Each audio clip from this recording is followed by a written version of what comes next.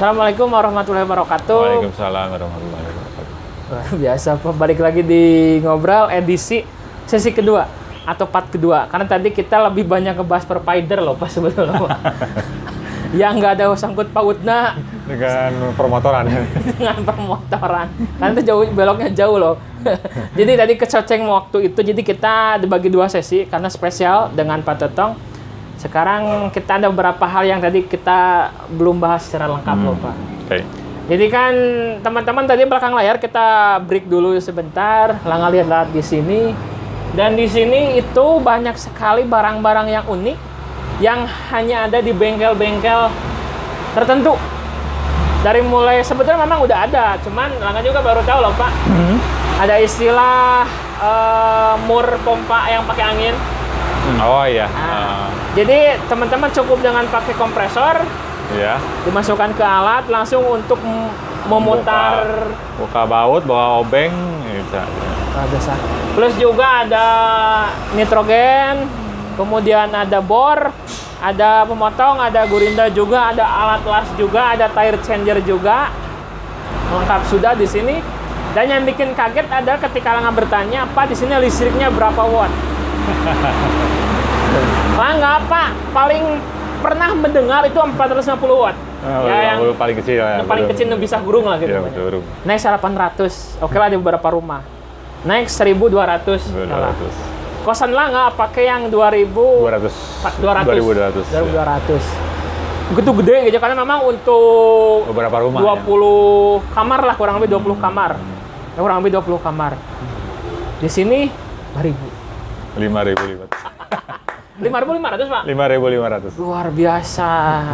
Ekstrim loh. Nyeret nama sama, cuman dayanya itu yang luar biasa. Sama bayarnya. itu pentingnya sama bayarnya loh. Jadi di sini ekstrim sekali. Jadi itu listrik menunjang untuk alat-alat di sini berarti, Pak, ya? Ya. Karena alat-alatnya listriknya besar-besar. Luar biasa. Dari mulai tire changer, nitrogen semua gede-gede. Jadi istilah nama secara tempat, fasilitas, montirnya juga, dan semuanya memang mendukung untuk perbaikan motor. Segala jenis motor, teman-teman bisa langsung ke sini. Insya Allah. Di Dennis Motor Ciburum Kulon. Bisa tepuk tangan buat Pak Totong. Amazing loh. Dari mulai mesin dan lain-lain. Plus juga tadi di belakang layar kita pernah ngobrol juga tentang hal unik tentang motor, Pak, ya. Dalam artian, pernah lo di sini ada yang 1 tahun. Nginep. 1 tahun nginep. Motornya itu tahun berapa, Pak?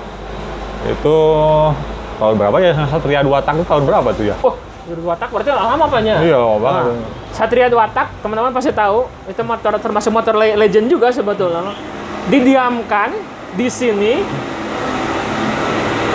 Disimpan aja berarti banyak. Ya, karena emang mogok waktu itu. Mogok. Selama kurang lebih 1 tahun. 1 tahun. Itu gimana ceritanya, Pak? Jadi gini, waktu itu ada konsumen datang sini, dorong-dorong motornya tuh, Pak, katanya tadi di jalan raya ini mesinnya macet gitu kan, mogok katanya dia. Terus saya bilang, coba saya cek, gitu. Pas saya cek bener, ternyata disalahkan kalau Satria 2 tak nggak ada starternya ya, kalau apalagi motornya udah tua gitu kan. Oh. Ada selahannya doang. Di selah gue tuh nggak bergerak sama sekali. Saya Pak, kita mic-nya di atas, Pak, biar lebih. Karena menyesuaikan. Menyesuaikan keributan di jalan raya. Itu nggak ada seteran, Pak? Nggak ada. Kalau yang Satria 2 tak tuh emang Jadul, diterbitkan dari dulu emang nggak pakai starter. Karena emang desainnya emang begitu mungkin. Nah, waktu itu saya coba cek buka silinder kopnya, ternyata emang si bearingnya rontok. Jadi si bearing bambunya itu rontok. Ya namanya bearing bambu kayak segede-gede jarum gitu ya, bearingnya itu. Dia masuk ke sela-sela antara seher sama dinding silinder. Macet lah di situ. Dan pada jatuh ke bawah ke karter. Waduh. Nah, jadinya Bubuk atau gitu, Pak? jadi bubuk sinte. Cuman potongan-potongannya itu karena kan dia modelnya kayak jarum-jarum kecil-kecil gitu ya, jatuh ke bawah, itu ngalangin geraknya si stang seher. Nah, dari situ dia udah nggak bisa bergerak sama sekali karena keganjal sama pin-pin yang bearing bambu tadi. Nah, akhirnya wah, saya bilang ini pas ngeliat sehernya juga baretnya udah lumayan dalam gitu. Dia bilang, udah ini harus dibersihinnya harus pakai di dalam kan, harus dibelah lebih lama lagi. Akhirnya saya pakai magnet, ambil satu-satu di itu. Akhirnya alhamdulillah masih bisa muter lagi, cuman dinding silinder tetap harus diganti. Nah, setelah itu ya akhirnya dikasih tahu sama yang punyanya, oke Pak, nanti saya nyari dulu dananya, jangan dikerjakan dulu kan. Ya udah, saya simpan. Sehari, 2 hari, 3 hari dari lebaran ketemu lebaran kok nggak diambil. Akhirnya karena bikin sempit tempat kerja, simpan di luar, kehujanan, kepanasan, sudah kayak gimana bentuknya. Akhirnya setelah 1 tahun kemudian muncullah yang punyanya, Pak, motor saya gimana? Masih bisa dibetulin, nah ya mudah-mudahan saya bilang gitu. Yang tinggal beli ya, cuman kalau misalkan beli baru emang harganya lumayan tinggi kalau 2 tak kan. Akhirnya dia nyari yang second katanya, dapatlah meskipun kondisinya baret juga tapi agak lumayan daripada yang sebelumnya. Alhamdulillah dipasang dengan berbagai kesulitan yang ada karena emang udah mati dari kuburan. Membangkitkan Yuhan ya Pak. Alhamdulillah. Tapi anda di kilo Pak, orangnya nggak pernah kesini lagi kan Pak? Nggak pernah, itu tanpa kabar sama sekali. Aduh, saya tadinya mau saya kilo aja dijual perosokan bisa lebih mahal biar kalau di luar perosokan gitu kan. Untungnya nggak dijual. Setahun kemudian yang punyanya datang, alhamdulillah. Cuman berapa hari ya, 2 hari atau 3 hari kalau nggak salah, itu udah bisa dikendarain lagi hidup. Itu kalau diparkir di bandara itu pajaknya bisa lebih mahal lebih banyak dari motornya. Mahal dibanding motornya loh itu. Luar biasa. Jadi kan kalau udah disimpan di air kan ya berarti kan Pak, berarti kan kehujanan, kepanasan gitu kan. Rantai ganti. Rantai, ban, udah aki, rem udah nggak ada remnya, depan belakang udah betulin rem. Cakram udah karata. Wah, pokoknya gimana sih yang didiamin di hujan panas 1 tahun, gimana sih Pak? Tapi itu hurung nih Pak. Hurung alhamdulillah. Luar biasa. Jadi bahkan ada yang beberapa, itu salah satunya ya motor 2 tak Satria. Ada juga yang pernah datang ke sini, Pak Toto minta tolong, katanya motor saya ini udah mungkin bukan 1 tahun lagi, udah beberapa tahun disimpan di gudang, katanya nggak hidup, katanya bisa dihidupin. Ya mudah-mudahan saya bilang, insya Allah bawa ke sini. Ternyata emang dalamnya itu udah kayak karena disebut di gua 1 karatan, kedua banyak bekas tikus. Bekas tikus, ada jerami, ada tali plastik dalamnya itu ya. Waduh, penuh banget. Berarti kelistrikan nggak rusak itu Pak? Kelistrikan jadi tata ulang lah. Kita sambung-sambung lagi yang putus-putus, sambung-sambung lagi. Akhirnya alhamdulillah nggak nyampe sehari itu kalau nggak salah bisa hidup lagi. Itu motor apa Pak? Motor Mio kalau nggak salah, Mio lama. Oh, yang legend tuh. Ya, pertama itu. Luar biasa loh, jadi memang amazing loh. Jadi cerita yang kira-kira nggak mungkin hanya di imajinasi, sekarang yang ketemu dengan Pak Totong lebih parah daripada Cilangka. Jadi memang berarti dia biaya rok ganti spare semua, lebih mahal lagi sebenarnya. Iya. Udah dia beli spare partnya karena mungkin ya lebih menghemat biaya, dia beli sendiri spare partnya, silakan dia bilang.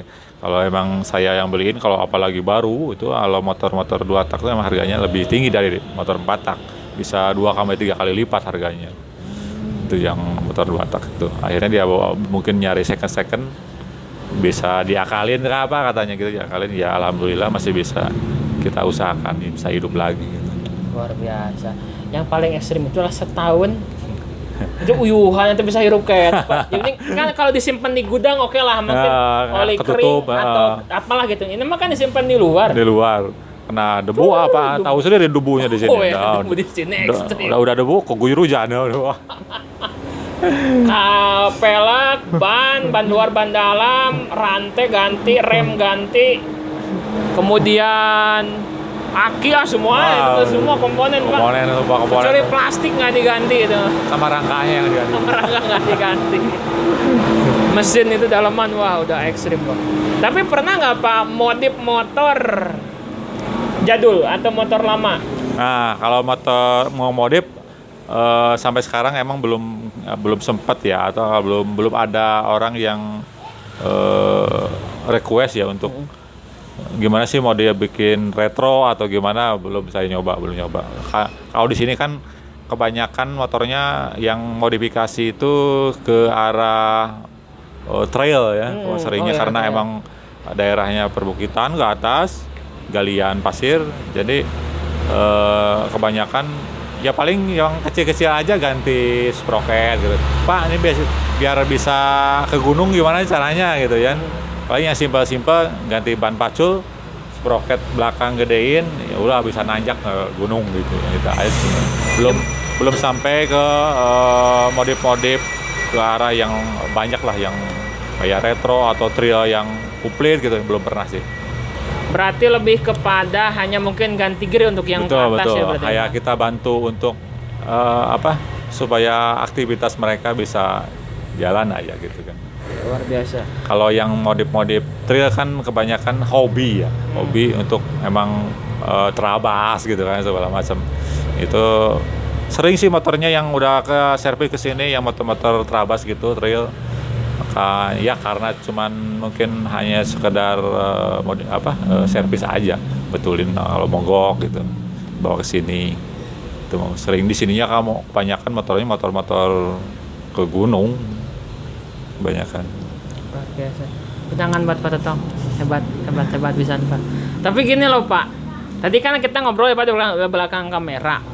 Kan di sini ada Aerox, Pak Tetong punya Aerox, Langga ada Supra X125. Full injeksi 2012. Ya.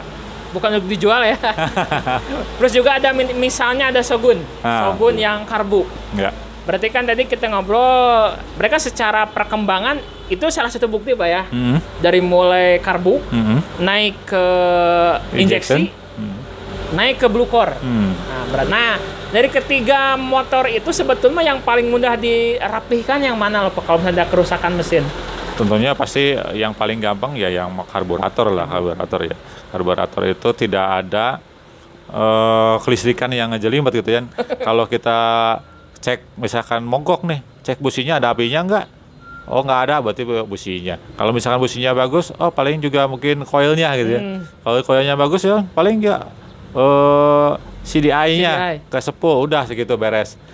Kalau misalkan yang injection, waduh, itu kabelnya segambreng ya. Oh itu emang ribet itu Pak? Ribet banget, itu sensor-sensornya kan banyak, kayak sensor oksigen, sensor temperatur, sensor udara, sensor bensin, segala macam banyak. Sampai sensor speednya juga ada di situ.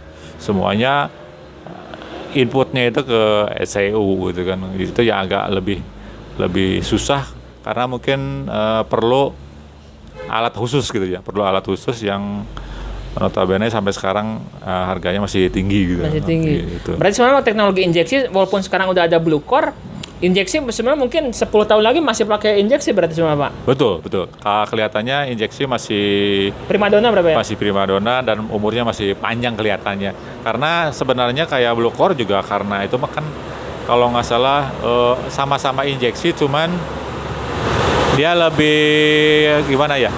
Blue core itu kan ada, kalau saya lihat di itunya Yamaha itu karena ada sistem itunya disempurnakan dari mulai meminimalisir gesekan piston dari segala macam supaya dia lebih irit aja sebenarnya.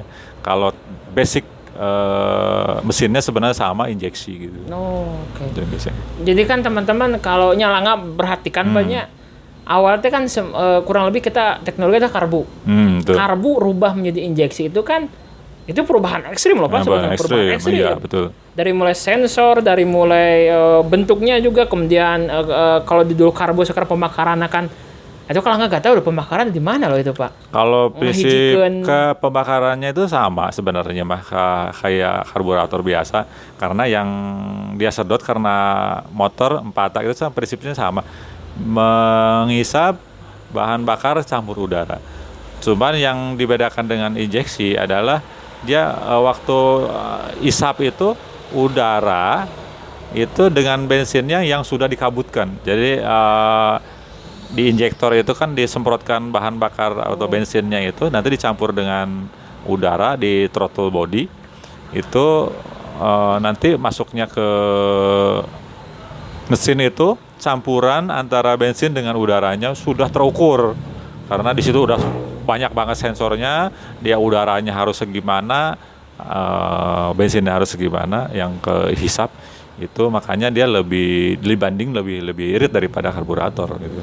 Karena emang terukur lah gitu. Kalau karburator kan kalau misalkan kita feeling aja setelan udaranya kurang membuka atau kurang tutup gitu kan, kita dengerin suaranya gitu kan, oh ini bagus atau enggak. Kalau injection memang udah ada ukurannya gitu, udah ukurannya harus berapa, debit udaranya berapa, terus bensinnya berapa juga emang harus terukur, makanya alat ukurnya masih lumayan agak mahal. Kalau main Pak pegang mic kan Pak. Iya. Udah biarin aja. Berarti tinggal gugorokan aja rada sintai. Luar biasa. Jadi kan teman-teman ya kalau kita bicara motor, mesin itu kan mesin dibagi dua, ada yang 2 tak, 4 tak secara langkah. Dan secara pembakaran ada diesel, ada bensin, ada listrik. Sekarang ada teknologi listrik. Tapi sebetulnya berarti kan mobil kita ada mobil listrik Pak. Mungkin lah kita mau mobil listrik. Motor listrik pernah ada, cuman belum familiar Pak. Belum masih apa? Masih jarang lah gitu kan. Masih jarang. Berarti kan sebenarnya kalau kita lihat kacamata motor, injeksi itu sekarang kan karbu udah hilang. Ya mulai menghilang. Mulai menghilang. Jadi kan istilah nama motor-motor baru itu semua injeksi. Injeksi betul. Berarti kan injeksi daun itu Langga pernah punya beli itu, ini kan 2012. Berarti kurang lebih berapa tahun banyak, berarti kan 8 tahun. Iya, 8 tahun. Injeksi masih ada, masih diproduksi. Kurang lebih 10 tahun lagi sebetulnya kan masih ada. Kelihatannya masih eksis gitu ya. Masih eksis. Kalau Blue Core itu kan hanya Yamaha berarti banyak. Betul. Blue Core juga sebenarnya kan ya pengembangan dari injection aja. Betul. Jadi bukan sistem pembakaran baru gitu. Bukan sistem pembakaran baru. Luar biasa. Cuman penyempurnaan dari injeksi. Ya, luar biasa. Tepuk tangan Pak Totong. Amazing. Nah ini loh yang Langga perhatikan luar biasa dari Pak Totong itu. Jadi ketika kita ngobrol ke motor teh nggak hanya di karbu, bahkan ke tahap Blue Core pun Bapak udah tahu, misalnya nges apalah gitu tah. Plus juga sekarang udah pakai juga Blue Core-nya di iRock. Jadi amazing lah. Jadi kalau kita ngejar info, ngejar update, ngejar apapun itu ketemu dengan Pak Totong, malah kita yang banyak belajar loh. Bukan kita yang ngasih tahu tentang perkembangan zaman, malah Pak Totong sendiri ya. Luar biasa, amazing loh. Jadi di sini teman-teman bukan hanya tahu tentang bisa memperbaiki motor juga, teman-teman bisa share juga cerita, ngobrol juga dengan Pak Totong, konsultasi mengenai CCTV, motor, mobil dan lain-lain. Di sini semua peralatan lengkap. Teman-teman hanya perlu bawa ke sini motor dan sampaikan ingin diapakan motornya. Luar biasa. Motor paling jadul yang pernah dioprek, Pak? Motor paling jadul yang pernah dioprek selain Satria. Kayaknya itu ya, paling 2 tak itu. Oh ini, Satria sama Ninja sama kali ya, seumur ya. 2 tak juga. 2 tak masih seumur itu, Pak. Itu pernah waktu itu sebelum Satria apa sesudah ya?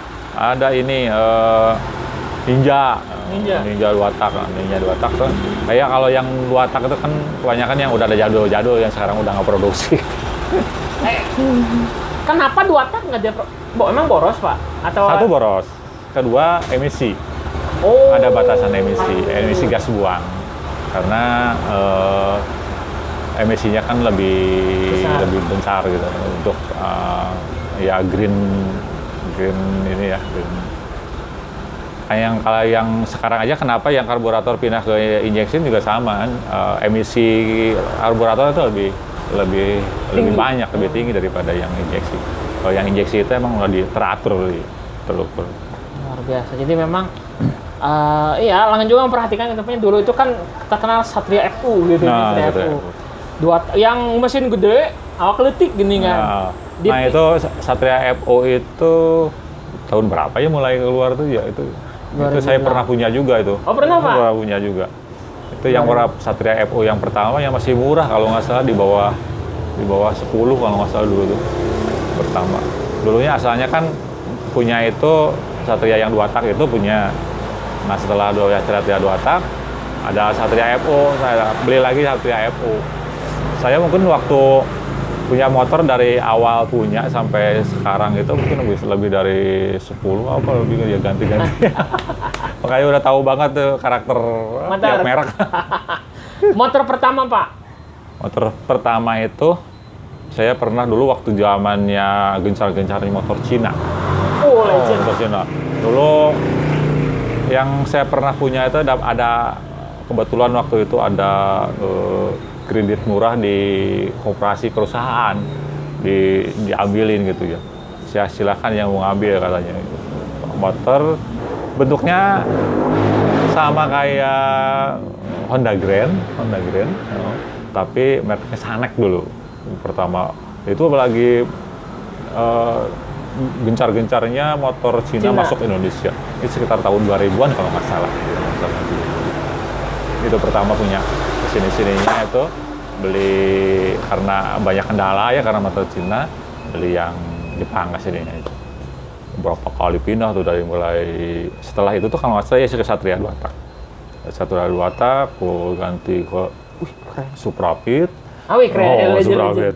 Terus pindah lagi ke Suzuki, pernah Suzuki lagi. Suzuki-nya yang Matic itu spin dulu ya. Terus pindah lagi ke Satria 4 tak. Terus pindah lagi ke Scorpio. Scorpio. Scorpio. Terus pindah lagi ke itu ya Yamaha yang Matic yang gede itu apa namanya? Xeon. Mantap.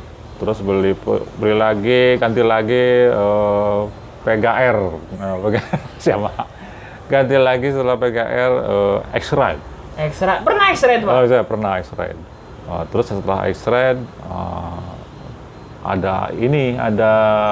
lagi ada promo tuh. Tadinya mau beli motor laki biasa CB gitu. Nggak taunya di dealer, Pak, mendingan ini katanya. Waktu itu ada CBR yang Thailand. Harganya yang CBR yang lokal belum ada tuh. Yang Thailand yang pertama. Itu harganya 45 kalau nggak salah. CBR? Itu yang 140 padahal. Bandingkan sama yang sekarang cuma 30-an ya kalau nggak salah. Yang pertama keluar aja cuma 29 kalau nggak salah yang CBR yang lokal. Setelah itu terakhir tuh punya motor di Banten, X-Ride sama CBR. Waktu pindah ke sini saya jual karena ribet urus pajaknya, ngurus pindahannya gue banyak. Saya jual dua-duanya di sini. Nah, di sini beli lagi baru itu Yamaha Aerox ini. Nah, ya. Berarti kan secara pengalaman motor berarti kan generasi dulu sampai sekarang tahu, Pak. Ya. Teknologi karbu sampai blue core masuk. Yamaha, Honda, Suzuki. Semua merek dicoba, semua generasi dicoba. Keren. Motor paling nyaman, Pak, yang istilah nama oke lah gitu ta. Ya itu yang CBR itu. Oh, CBR itu. CBR yang tapi yang Thailand ya, yang Thailand. Itu powernya benar-benar waktu itu saya cuma modalin ini nih. Itu masih ada. Knalpot beli yang knalpot Thailand 1,7 kalau nggak salah. Itu lagi senang-senangnya kali ya, udah tua tapi gayanya. Seling kalau di waktu di Banten itu Cilegon, kalau lagi bawa motor CBR itu kan helm full face gitu ya. Pas kalau rayap itu teh razia apa polisi gitu, razia surat-surat stop gitu. Stop Pak.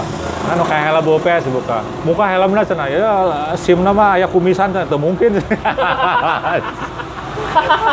Ya SIM-na bener tuh di mana cenah gitu. Karena ya itu teh gitu. Pas dibuka, oh geuningan mah kolot-kolot ceremok motor budak ora gitu. Meji. Jadi jeung langga oge patutnya lebih muda sebenarnya. Kahayangna. Luar biasa loh, tepuk tangan buat Pak. Jadi istilahnya mah ada apanya, jadi mau misalnya tinggal di hidangan deui bisa lah Pak. Wajah bisa menipu gitu. Luar biasa. Oh ya, nih saya kasih tahu buat teman-teman ya, di kita itu ada kesebutkan Bapak AA. Bapak atau ada gini loh. Setiap orang yang perutnya buncit itu kesannya bapak-bapak. Rek ngorarek gede sebutnya bapak. Tapi om bisa. Nah, kalau ngaakeun lancet lah. Rek umurnya sabarawe asa perutna slim itu AA selamanya. Itu ini tips buat teman-teman semua. Jadi kalau ingin terlihat AA, kakak slim selamanya. Kalau ingin dipanggil bapak, itulah. Jangan, hanya untuk jadi bahan informasi buat teman-teman semua. Luar biasa. Dan uniknya itu adalah sebetulnya gini loh Pak.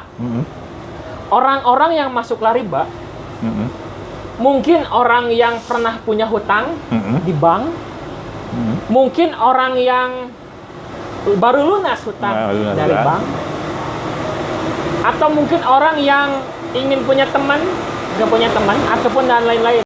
Itu Bapak ada di posisi mana? Nah, gini, tahun 2018 awal lah kalau nggak salah awal, kebetulan saya ikut pengajiannya Pak Ustadz Yasid, punya pondok di sini. Beliau bilang gini, sana kalau pengusaha itu harus ikutan komunitas Lariba, dia bilang gitu. Komunitas apa tuh, dia bilang gitu kan. Itu dia komunitas katanya yang anti riba, dia bilang gitu. Oh iya, gitu. Dari situ tuh saya masih mikir maju mundur, informasinya juga belum begitu jelas gitu kan. Nah di 2018 sekitar kalau nggak salah Juli apa Agustus gitu ya. Saya nanya ke Ustadz Yasin, siapa yang bisa dihubungin, gitu kan. Waktu itu saya dikasih kontaknya Ustadz Kiki sama Ustadz Erwin, bisa salah satu dia bilang gitu kan. Oh iya dah, saya kontak Ustadz Kiki kalau nggak salah. Saya nggak tahu kalau itu waktu itu kalau lihat di WA-nya kan masih muda, ini kayak kirain bukan Ustadz gitu. Sorry ya Ustadz Kiki. Saya bilang gitu di WA teh, Ki sekarang yang gitu. Gak.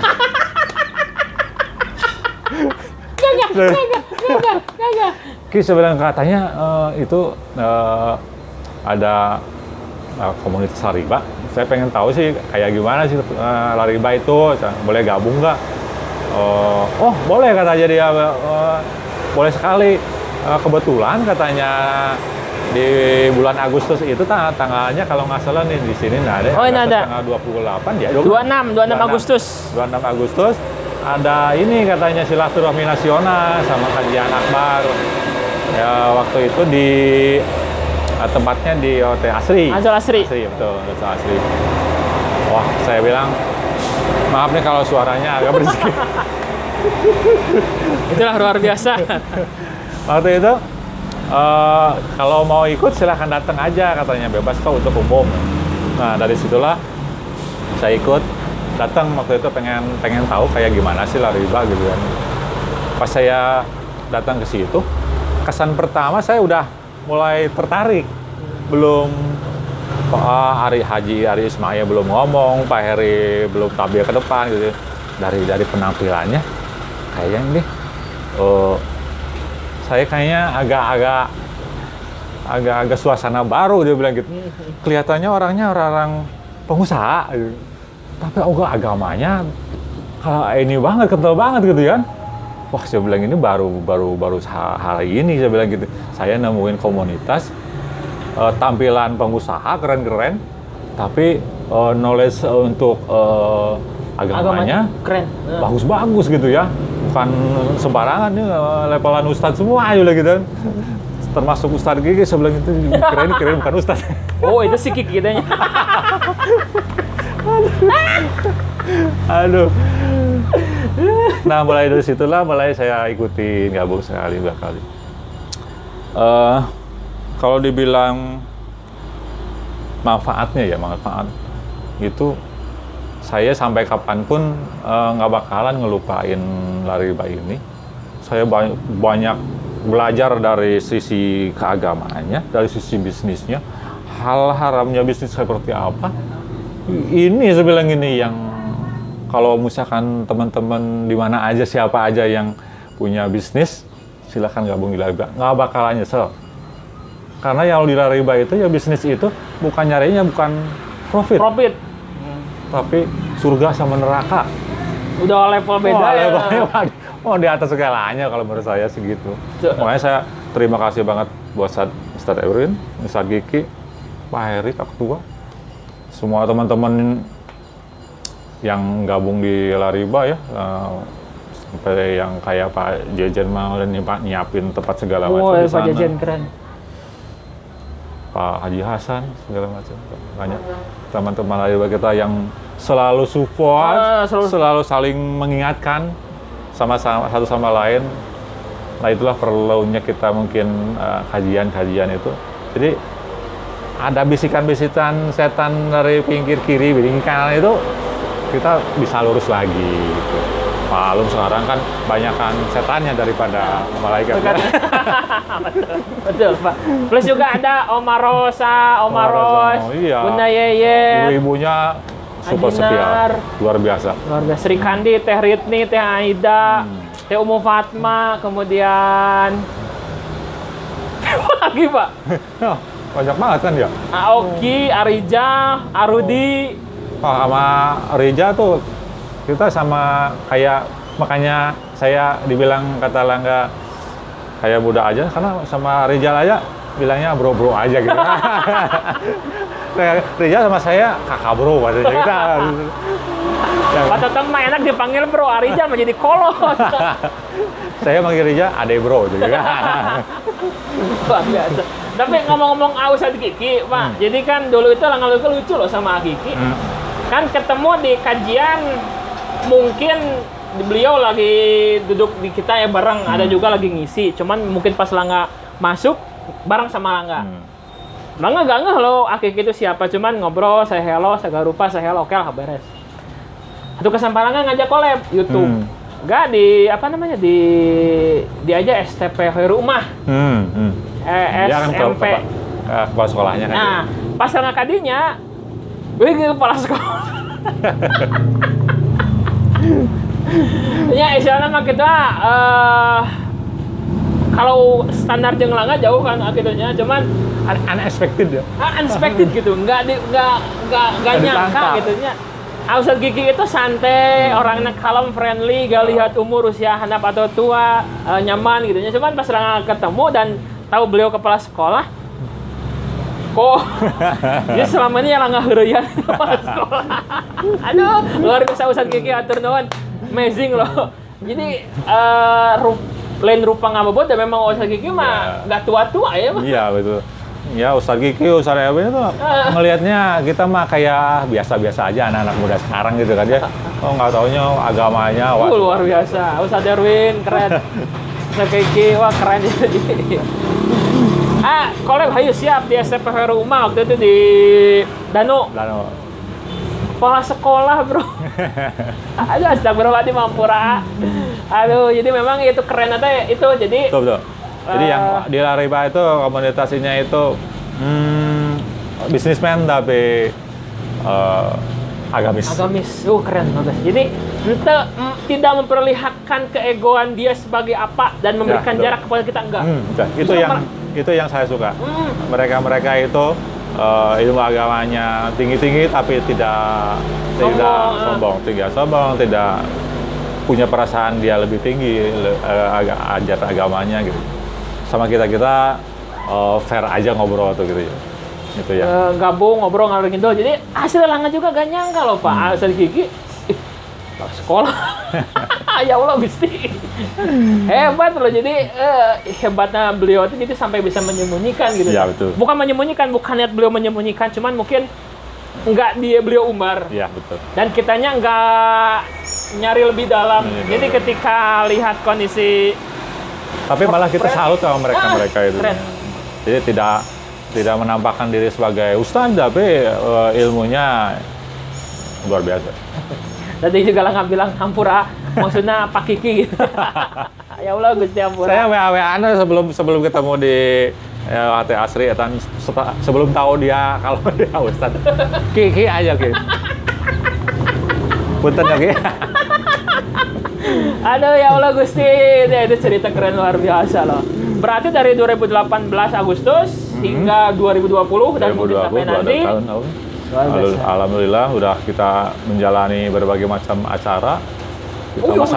Saya selalu udah beberapa kali ya mungkin menilainya Pak Ketua ataupun Ibu Ketua menilainya kita selalu ada terus di setiap kajian, beberapa kali ngasih door prize, ngasih apa dia.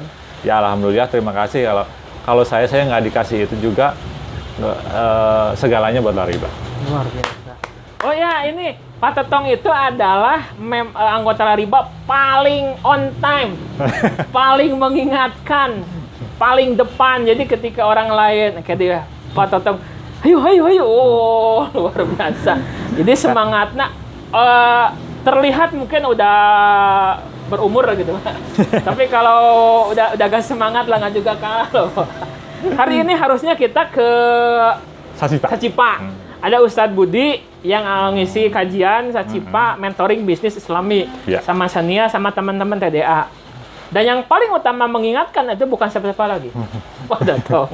Luar biasa. Walaupun memang hari ini karena kendala hujan besar di Semukot, di Ciherangnya juga, termasuk juga di Cimalaka, jadi mungkin kita reschedule Pak ya. Minggu depan kita adakan lagi. Semoga lah nggak bisa hadir. Harus. Jadi asli, Selasa itu kadang banyak.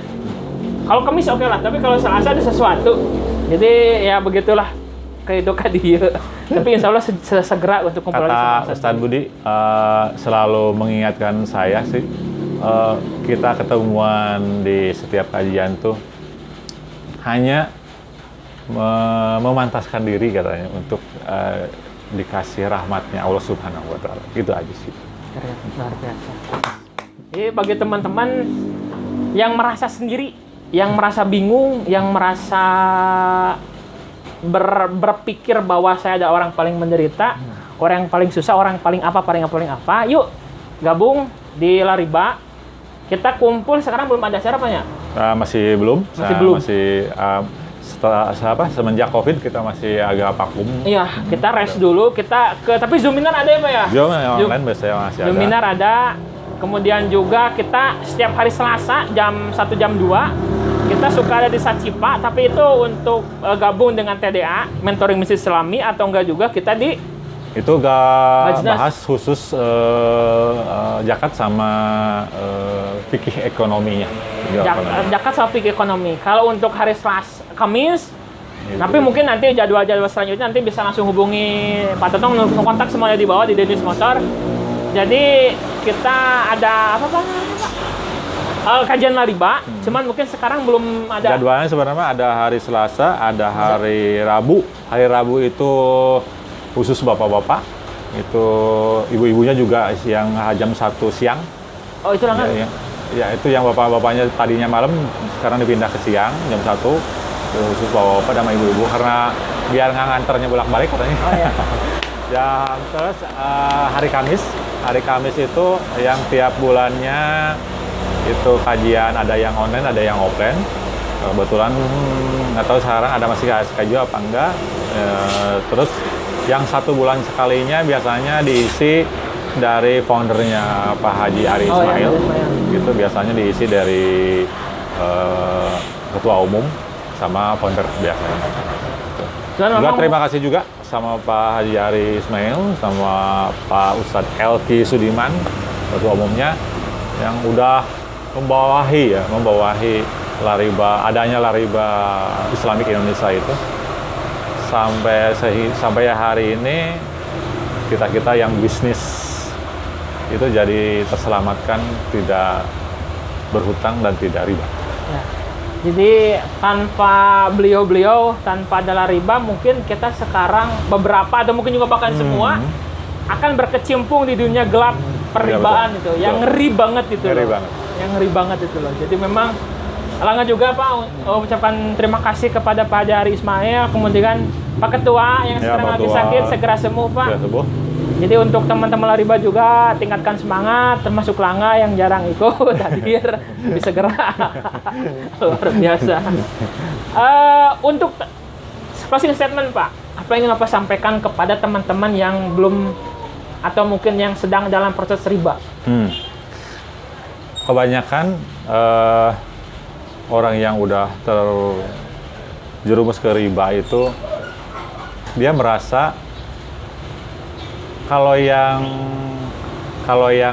masih terjun di situ, kalau nggak merasa aman, jangan punya perasaan aman bahwa kalau riba itu emang 1000% dilarang oleh agama.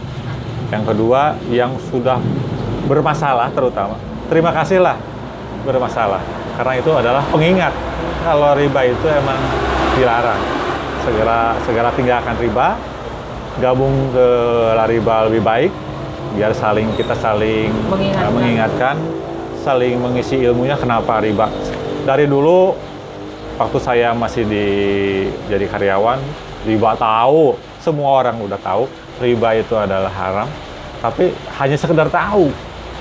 Nah, di Lariba ini kita dikasih tahu sebegitu ngerinya riba. Dan itu istilahnya mah jangan sampai terulang lagi kita terjerumus di dunia riba. Dan komunitas Lariba ini salah satu komunitas yang boleh dibilang penyelamat kita yang masih yang tadinya terjerumus di riba dan sekarang pengen keluar untuk hijrah, meninggalkan, segeralah tinggalkan riba dan lebih baik lagi kalau misalkan bisa gabung di Lariba itu tanpa email apa-apa, free. Malah mungkin kalau saya baru tahu kalau terakhir ini kalau kajian bersama ketua umum itu ketua umum sama founder Pak Haji Ari Ismail, dia selalu minta di tempat yang paling bagus. Dia yang paling bagus. Dan beliaulah yang bayar. Ayo, gimana coba kajiannya kayak gitu? Luar biasa. Ekstrim loh. Ekstrim. Jadi kalau kita nggak datang malu. betul. Jadi ini ada yang unik loh Pak di kita itu kalau kita ngebahas Pak Haji Ari. Jadi beliau itu kalau kita buat acara, sok paling bagus. Paling mana? bagus. Paling bagus. Ada kita langganan itu Hotel Asri Plaza Asia. Yang bayar beliau. Nanti udah itu kita makan malam bersama. Sampai makan, sampai kajian semua dibayarin oleh Pak Haji Ari. Nggak ada. Nggak ada yang seperti itu. Plus juga yang uniknya itu ada yang datang, ada duit. Jadi bingung loh, diberi gratis, malas. Diberi bayar, malas. Jadi bingung loh teman-teman. Jadi manfaatkan, maksimalkan. Tanya terus Pak Totong untuk konfirmasi jadwal acara. Jadi nanti teman-teman bisa langsung gabung dengan Lariba. Jadi kita bangun komunitas yang kita berusaha untuk mengurangi riba dalam segi jenis manapun, riba kita kurangi. Pak, tidak ada ruginya. Tidak ada ruginya. Luar biasa. Apa atur nuhun? Luar biasa. Teman-teman, mohon maaf karena waktu durasi, nanti untuk yang lengkap nanti sampaikan kepada Pak Tong langsung. Sebenarnya masih banyak yang kita mau bicarain. Masih banyak sebetulnya, Mas. Tapi udah sekian menit itu cukup, bukan, Pak ya? Luar Ya. biasa. Terima kasih, Pak. Sama-sama. Luar biasa. Teman-teman, terima kasih. Saya tutup. Wabillahi taufiq wal hidayah. Assalamualaikum warahmatullahi wabarakatuh. Waalaikumsalam warahmatullahi wabarakatuh.